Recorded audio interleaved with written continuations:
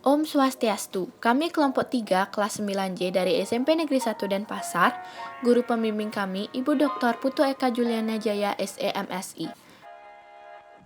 Pertama-tama, izinkan saya memperkenalkan anggota kelompok saya. Saya selaku Ketua Kelompok, Putu Adriana Aprila Sukmaning Priti, nomor absen 36.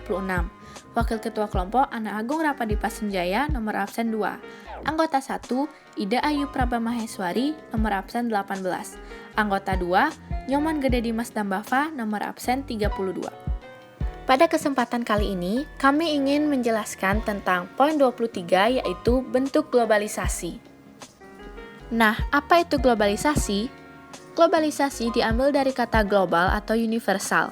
Menurut Waters dalam Kamanto Sunarto pada tahun 2004, globalisasi adalah suatu proses sosial yang di dalamnya kendala geografi terhadap pengaturan sosial dan budaya menjadi surut, dan manusia menjadi semakin sadar bahwa pengaturan tersebut menjadi semakin surut.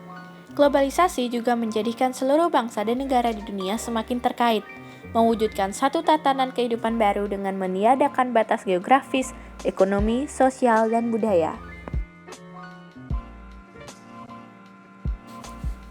Globalisasi dalam bidang budaya memberikan manfaat, misalnya memperkaya budaya bangsa, namun di sisi lain memberikan ancaman terhadap keberadaan budaya lokal bangsa. Budaya global akan masuk ke negara mana saja yang mengikuti arus globalisasi dengan pelan, tapi pasti membuat budaya lokal menjadi tergeser. Namun, saat ini banyak yang sudah mulai menggabungkan budaya lokal dan budaya global yang mereka sebut dengan glokal. Globalisasi budaya dalam hal bahasa, misalnya, bahasa Inggris merupakan salah satu contoh bahasa dunia. Semua orang belajar bahasa Inggris untuk dapat berkomunikasi dengan masyarakat dunia. Selain bahasa, salah satu contoh globalisasi dalam bidang kebudayaan yaitu tren gaya rambut dan cara berpakaian.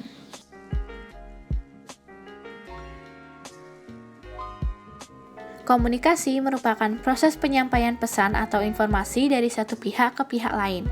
Globalisasi dalam bidang komunikasi dapat dilihat dari kemajuan teknologi komunikasinya. Awalnya, masyarakat Indonesia berkomunikasi dengan cara tradisional, kemudian mengalami perkembangan teknologi telepon, handphone, internet, serta media sosial yang ada di sekarang ini. Selain untuk berkomunikasi, media-media tersebut juga dapat digunakan untuk mengakses informasi dengan cepat dan mudah sehingga dianggap lebih efektif dan efisien. Globalisasi di bidang ekonomi merupakan suatu aktivitas ekonomi dan perdagangan secara global dan terbuka. Dalam globalisasi ekonomi, berbagai negara di dunia menjadi pasar yang satu dan semakin terintegrasi tanpa mengenal batasan teritorial atau kewilayahan antar negara. Kerjasama di bidang ekonomi antar negara telah menyatukan negara-negara yang terlibat dalam berbagai organisasi internasional. Salah satu contohnya adalah AFTA di Asia Tenggara.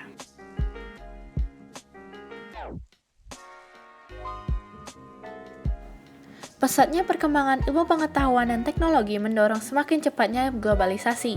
Iptek merupakan kekuatan utama dalam meningkatkan kesejahteraan yang berkelanjutan dan peradaban suatu bangsa. Upaya mencari pengetahuan yang dapat diuji dan diandalkan serta dilakukan secara sistematis menurut tahapan yang teratur dan berdasarkan prinsip serta prosedur tertentu disebut dengan ilmu pengetahuan. Sedangkan teknologi adalah seluruh perangkat, ide, metode, teknik, atau benda-benda material yang digunakan untuk memenuhi kebutuhan manusia. Tujuan utama perkembangan globalisasi iptek adalah perubahan kehidupan masa depan manusia yang lebih baik, mudah, murah, cepat, dan aman.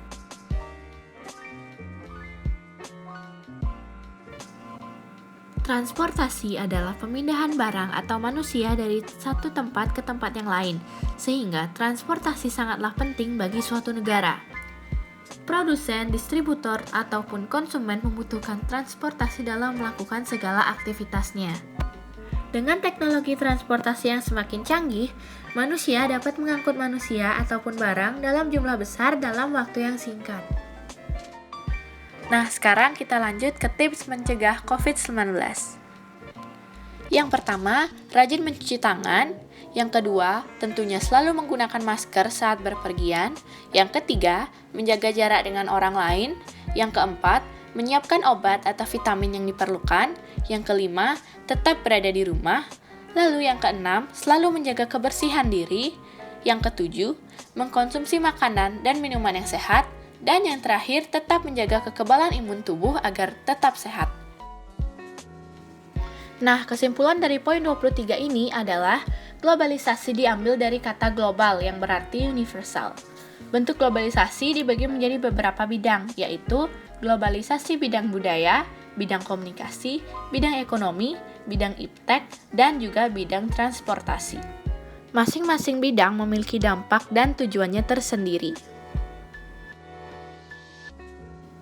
Demikian yang dapat saya sampaikan mengenai materi poin 23 yaitu bentuk globalisasi. Mohon maaf apabila ada salah pengucapan kata, mohon dimaklumi. Saya tutup dengan Parama Santi. Om Santi Santi Santi Om. Terima kasih.